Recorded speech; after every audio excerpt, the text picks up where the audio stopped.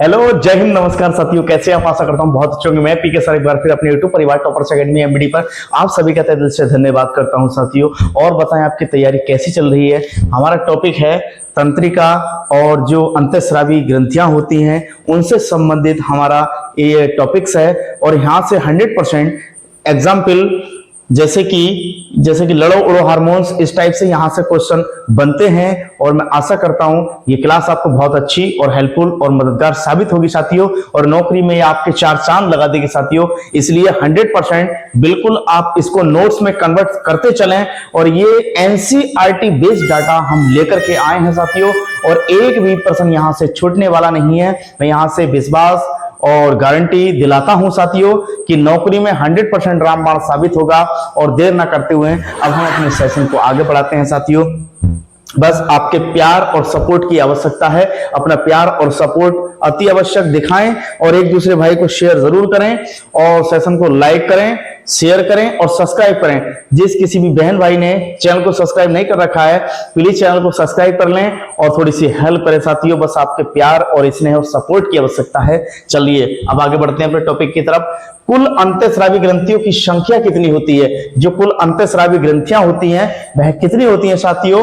तो वह होती हैं 9। अंतःस्रावी ग्रंथियां कितनी होती हैं? 9 होती हैं। नेक्स्ट टॉपिक में हम बताएंगे कि 9 ग्रंथि कौन कौन सी होती हैं। नेक्स्ट, कुल अंतःस्रावी ग्रंथियों की बात हो गई। कितनी हो गई अंतःस्रावी ग्रंथियां? 9 हो गई। हार्मोन रासायनिक रूप से क्या होते हैं? भाई हार्मोन्स की बात करें तो हार्मोन अपने आप में रासायनिक रूप में होते क्या हैं? चलिए, तो क्या होते हैं ये? स्टेरॉइड्स एवं प्रोटीन। जो हार्मोन होते हैं वो किस टाइप के होते हैं? एक तो स्टेरॉइड होते हैं या फिर प्रोटीन होते हैं। प्रोटीन मीन्स जैसे कि बॉडी के प्रोटीन्स, स्टेरॉइड, हार्मोन्स, ये सब क्या कहलाते हैं? हार्मोन्स कहलाते हैं। शरीर की सबसे बड़ी अंतःस्रावी ग्रंथि कौन सी है? अगर शरीर में बात करेंगे तो शरीर में सबसे बड़ी अंतःस्रावी ग्रंथि कौन सी होगी मेरे प्यारे साथियों? तो वह होगी थायराइड ग्रंथि। थायराइड ग्रंथि कैसे आकार की होती है? वह एच के आकार की होती है। कौन से आकार की? एच के आकार की। कौन सी ग्रंथि? थायराइड ग्रंथि। कौन सी ग्रंथि होती है? थायराइड ग्रंथि एच के आकार की होती है। अगर शरीर के सबसे बड़ी अंतःस्रावी ग्रंथि की बात करेगा, कौन सी सबसे बड़ी अंतःस्रावी ग्रंथि कौन सी होती है? ये ग्रंथि जो है, ये वाली अंतःस्रावी ग्रंथि, ये कौन सी होती है? थायराइड थायराइड ग्रंथि। और ये पाई जाती है गले या ट्रॉकेटाइट में पाई जाती है और ये एच के आकार की होती है। नेक्स्ट, शरीर की सबसे छोटी अंतःस्रावी ग्रंथि, एक तो लार्जेस्ट ग्रंथि और एक स्मॉल ग्रंथि, मींस सबसे बड़ी ग्रंथि और सबसे छोटी ग्रंथि। अगर सबसे छोटी ग्रंथि की बात करेंगे तो पीयूष या पिट्यूटरी या मास्टर ग्लैंड भी इसको बोल देते हैं। कौन सी? पिट्यूटरी ग्लैंड या मास्टर ग्लैंड, इसको या पीयूष ग्रंथि के नाम से भी जाना जाता है। नेक्स्ट, बाह्यस्रावी ग्रंथियां अपने आप में कौन कौन सी होती हैं? जो बाह्यस्रावी ग्रंथियां होती हैं जैसे कि यकृत एक बहिस्रावी ग्रंथि है। तेल जिसको फैट बोलते हैं, इससे फैट बढ़ता है। या लार ग्रंथि, ये भी लार ग्रंथि अपने आप में क्या है? बहिस्रावी। बहिस्रावी का मतलब है जैसे कि अपने आप बन जाना। बहिस्रावी जैसे कि बार बार लार आती है, जैसे मुंह में से लार आती है बार बार, तो उसको लार ग्रंथि बोलते हैं, तेल या यकृत। ठीक। नेक्स्ट, मिश्रित ग्रंथि कौन सी है? जो सबको मिश्रित कर लेती है और उसके अंदर सभी समा जाते हैं, तो कौन सी होती है? अग्नाशय ग्रंथि। कौन सी होती है साथी? अग्नाशय ग्रंथि। और ये क्वेश्चन वेरी वेरी मोस्ट है। ये है ALP and technician and NTPC graduate level and under graduate level.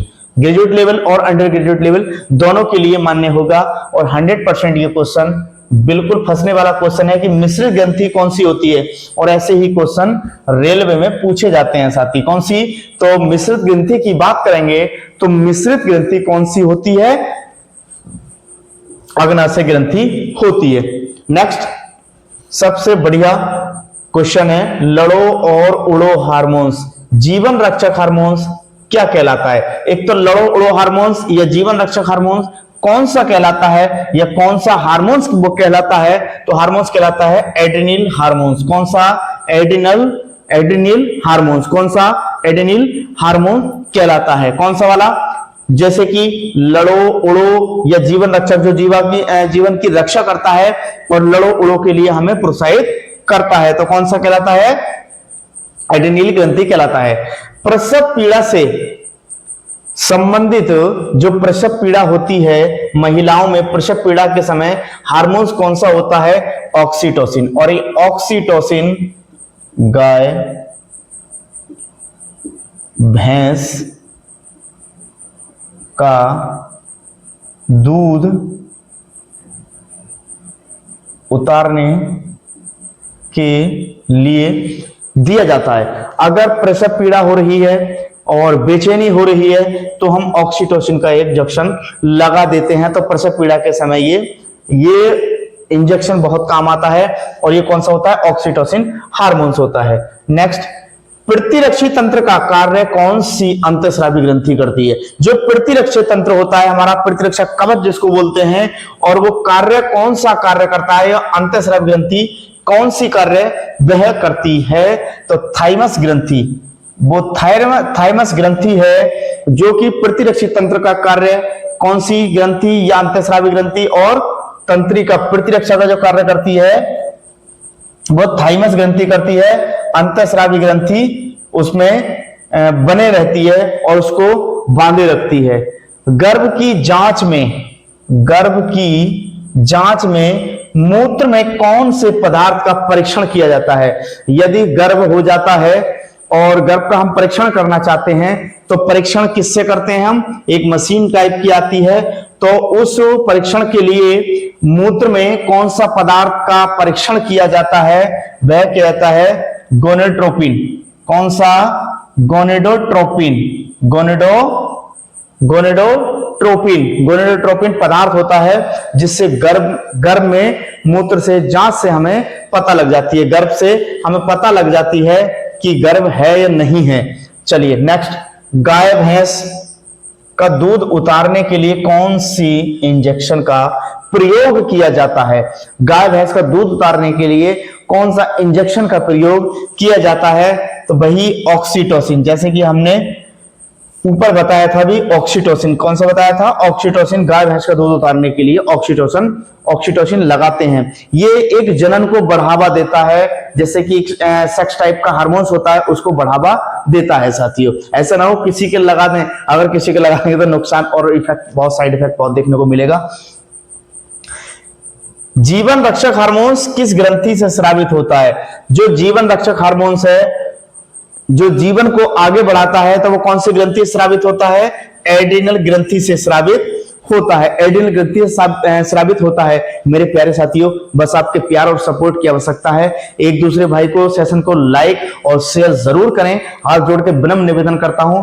और इस क्लास को नोट्स में कन्वर्ट कर दें, नोट्स बना लें और नोट्स में बना करके उसको बार बार रिवीजन करें। क्वेश्चन एनसीईआरटी बेस करा रहे हैं, बिल्कुल एनसीईआरटी से ही उठा करके लेकर आए क्वेश्चनों को, और ये 100% यहां से विश्वास और भरोसा और गारंटी दिलाता हूं साथियों, ये नौकरी में 100% मददगार साबित होगा। और ये देख लेना, जिस दिन आप एग्जाम देकर के निकलेंगे तो उस दिन एक ही जुबा पे नाम होगा, पीके सर और toppers academy MBD. PK sir, topper academy MBD sir, बिल्कुल साइंस में 100 में से 100% लाने की क्षमता दिलाता हूं मेरे प्यारे साथियों आपको, और ये भरोसा और विश्वास दिलाता हूं आपको कि ये जो क्लास है 100% रामबाण साबित होगी। चलिए नेक्स्ट, पीयूष ग्रंथि का वजन कितना होता है? पीयूष ग्रंथि का वजन कितना होता है? 0.6 ग्राम होता है। कितना होता है?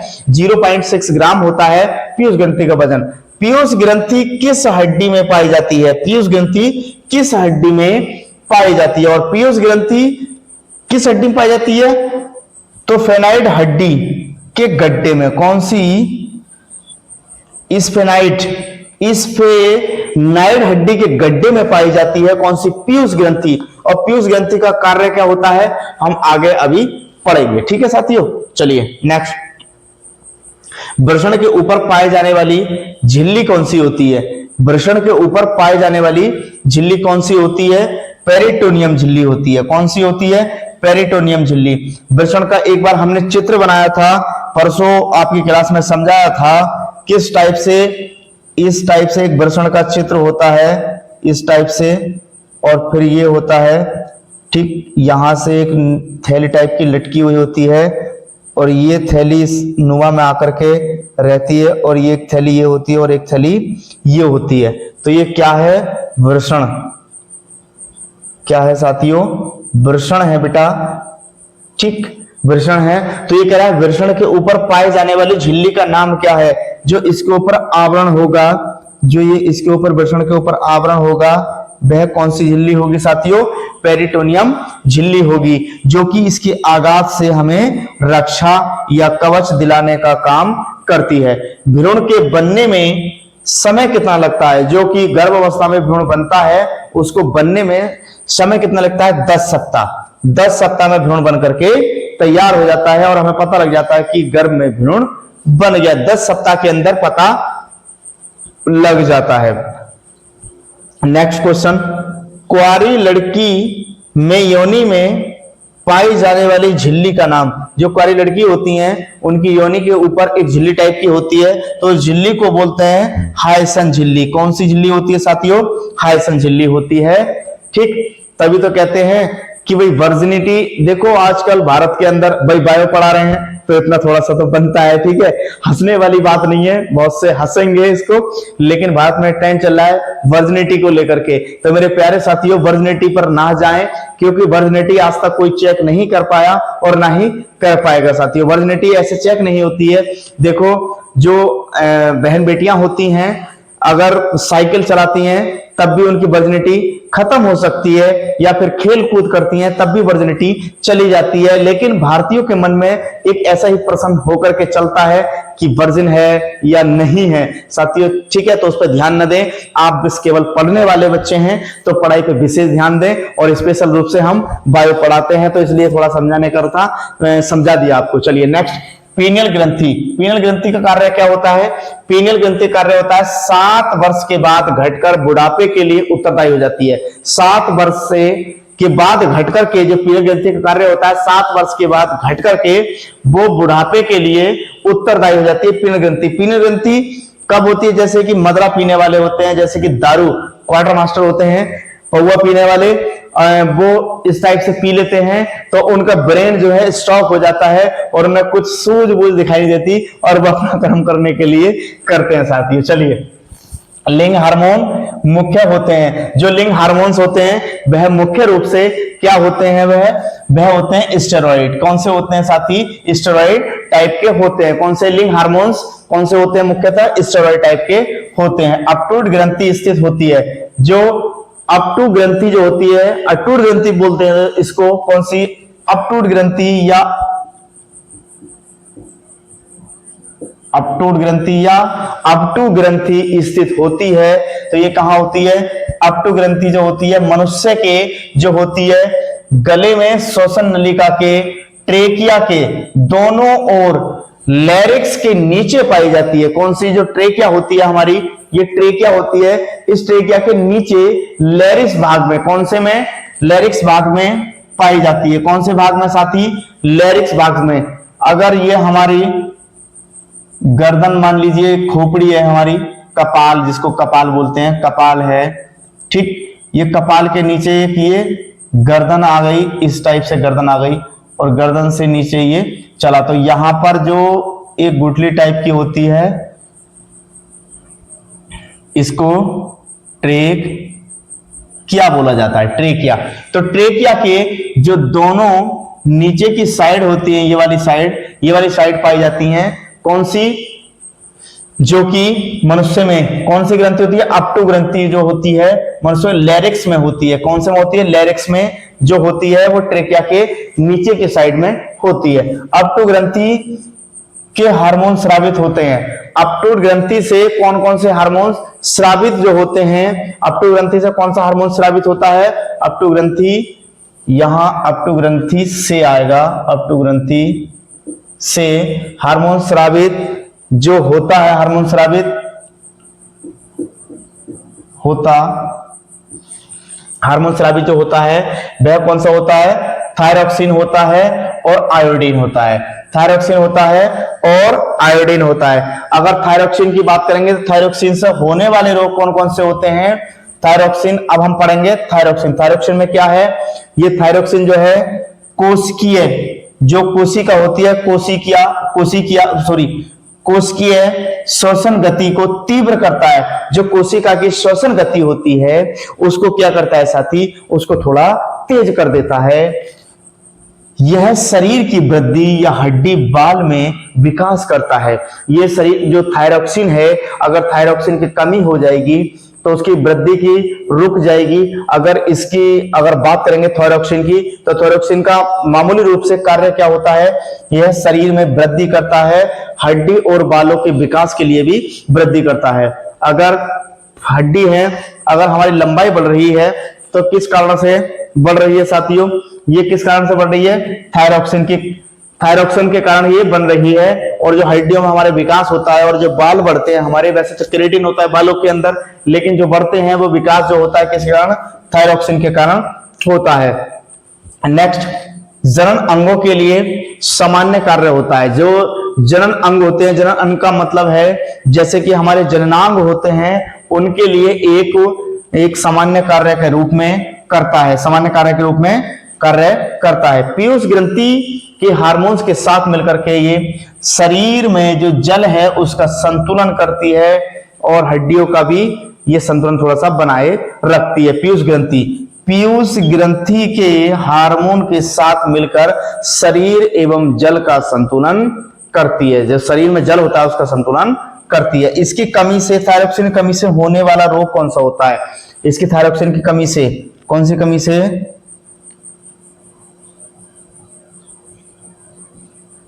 थायरॉक्सिन की यहां से स्टार्ट कर देंगे बेटा, इसको नोट्स में कन्वर्ट करते चले। थायरॉक्सिन की कमी से होने वाला रोग, तो पहला रोग है जड़ मानवता का रोग। कौन सा रोग? जड़ मानवता का रोग है। इस रोग में क्या क्या होता है? रोग बच्चों में होता है। यह रोग किस में होता है? यह रोग किस में होता है? बच्चों में होता है। और बच्चों का इससे क्या होता है? मानसिक एवं शारीरिक विकास रुक जाता है। जड़ मानवता, तभी तो कहते हैं कि बच्चा बौना है या आंखें भौएं मोटी हैं, उसका विकास नहीं हो पाया, तो जड़ मानवता की कमी के कारण उसके बच्चों का विकास रुक जाता है और इसी कारण से थोड़े से नाटे टाइप के रहते हैं। नेक्स्ट, मिक्सिडिमा रोग है। यह भी थायरॉक्सिन की कमी के कारण मिक्सिडिमा रोग हो जाता है और यह रोग यौवन अवस्था के समय होता है। यौवन अवस्था में जैसे कि जो यौवन आरंभ होता है 12 ईयर्स से लेकर के 18-19 ईयर तक, जो ये देखा जाता है मिक्सिडिमा रोग। तभी तो कहते हैं कि बाल अवस्था में, कौन सी? यौवन अवस्था में यह मिक्सिडिमा रोग पाया जाता है। एक आता है घेंगा रोग। ये भोजन में आयोडीन की कमी के कारण होता है। यह किसकी कमी के कारण होता है? घेंगा रोग भोजन में आयोडीन की कमी के कारण होता है। यह रोग थायराइड ग्रंथि के आकार में वृद्धि करता है। यह कौन से रोग में वृद्धि करता है? जो थायराइड ग्रंथि होती है उस ग्रंथि के आकार में थोड़ी सी ये वृद्धि कर देता है। और आशा करता हूं साथियों क्लास आपको मददगार और हेल्पफुल बिल्कुल साबित होगी साथियों। और यहां से 100% डाटा फंसने वाला है साथियों। और सेशन को एक दूसरे भाई को शेयर जरूर करें और चैनल को लाइक करें, सब्सक्राइब करें और एक दूसरे भाई को शेयर जरूर करें। और जिस किसी भी बहन भाई ने चैनल को सब्सक्राइब नहीं कर रखा है तो प्लीज सब्सक्राइब कर लें और इस क्लास को उन बच्चों तक पहुंचा दें जहां इस क्लास की आवश्यकता है, वहां तक जरूर से जरूर पहुंचाएं साथियों। और मिलते हैं नेक्स्ट सेशन में, तब तक के लिए लव यू ऑल।